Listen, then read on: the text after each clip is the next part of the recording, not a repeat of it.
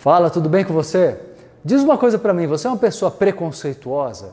Pesa essa palavra, né? Só de ouvir você se sente quase ofendido, você deve dizer, não, imagina, não tenho preconceitos.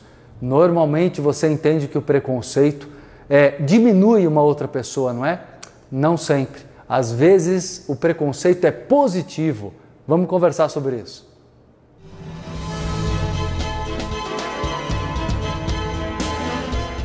Pois é, que história é essa de preconceito positivo, não é? O preconceito negativo é aquele onde você diminui alguém, você tenta colocar características negativas, você tenta olhar o outro de uma maneira crítica. Agora, o preconceito positivo acontece quando você não quer enxergar os defeitos da outra pessoa, o que é tão grave quanto. Ou seja, o que há em comum nessas duas formas de preconceito? A cegueira. Você julga para bem ou para mal, você julga a pessoa como perfeita ou como totalmente imperfeita, percebe? O grande problema do preconceito é o julgamento. E eu não vejo as pessoas falarem muito sobre isso, né? Preconceito positivo. Você pode olhar alguém, exemplo, né? Sua mãe, seu pai, seu filho, e tentar negar qualquer erro da pessoa. Nega, você não aceita que a pessoa tenha erros, né? Se qualquer pessoa falar alguma coisa, você já briga, você se coloca numa postura de querer manter a ilusão. É o tipo de situação que mais cedo ou mais tarde tende à decepção. Porque, gente, todos nós somos humanos e erramos, né? Todos nós temos imperfeições. Quando você quer acreditar que uma pessoa nunca pode errar, na verdade você está tirando dela a humanidade dela. É o que mais acontece com relacionamentos afetivos, amorosos, namoro, casamento, relação pais e filhos. Você cria uma ideia do que você quer que a pessoa seja. Na verdade, você projeta sobre o outro o ideal, não é? É muito comum entre namorados que se conhecem e idealizam o outro, né, quando estão apaixonados. E às vezes é difícil humanizar. Humanizar mantendo, obviamente, o encantamento, a admiração, mas com uma visão humana, entendendo que todos nós erramos, somos humanos. O preconceito positivo gera muito sofrimento e muitas vezes uma postura de escravidão da sua parte. O que eu mais vejo são pessoas que chegam para mim pedindo ajuda nesse sentido quando começam a acordar e perceber que na verdade idealizavam outras pessoas da família, por exemplo, né, e agora não sabem como lidar com o que começam a perceber. É o medo de assumir que a outra pessoa tem falhas e que às vezes é necessário criar uma certa distância, que é necessário criar individualidade.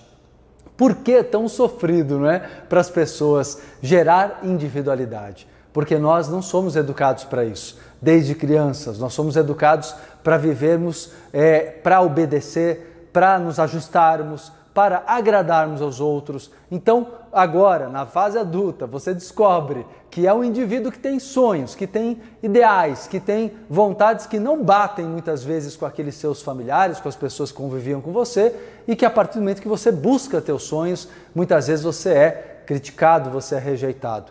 A partir desse momento, talvez você comece a questionar quais são os defeitos da outra pessoa. Olha só que interessante. É daquele jeito que dizem para você quando falam do preconceito negativo. Olha, a pessoa não tem só defeitos, ela também tem qualidades, todo ser humano tem. Já ouviu essa frase, não viu? Vou dizer o contrário para você agora. Olha, essa pessoa não tem só qualidades, ela também tem defeitos. Ou seja, verifica quais são as pessoas que talvez na tua vida você crie essa imagem perfeita.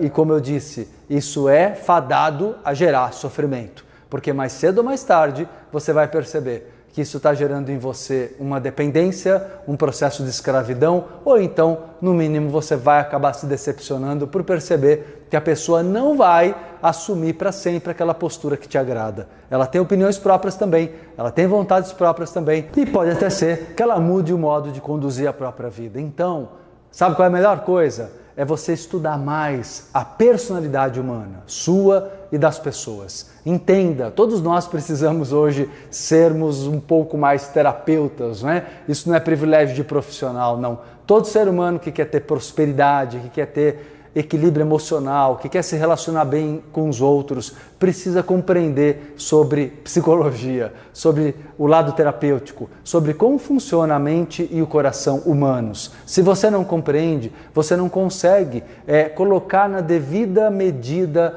cada ser humano. Você não consegue viver o presente. Você vive idealizando condicionamentos da infância. Os preconceitos negativos e os preconceitos positivos da infância tornam você uma pessoa com uma visão distorcida da realidade. Certamente isso vai te prejudicar muito, ok?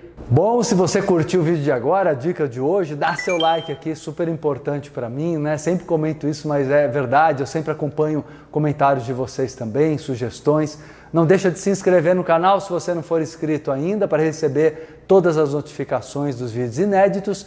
E, gente, compartilha com a galera aí, que certamente esse vídeo vai chamar atenção para algo que muita gente nem sabe que existe, essa história do preconceito positivo. É bem interessante, tá bom? E olha só, a gente está vivendo aí os últimos dias desse ano de 2016, está chegando 2017, vamos fazer um 2017 diferente, mais feliz, mais próspero, com maior liberdade de sermos nós mesmos?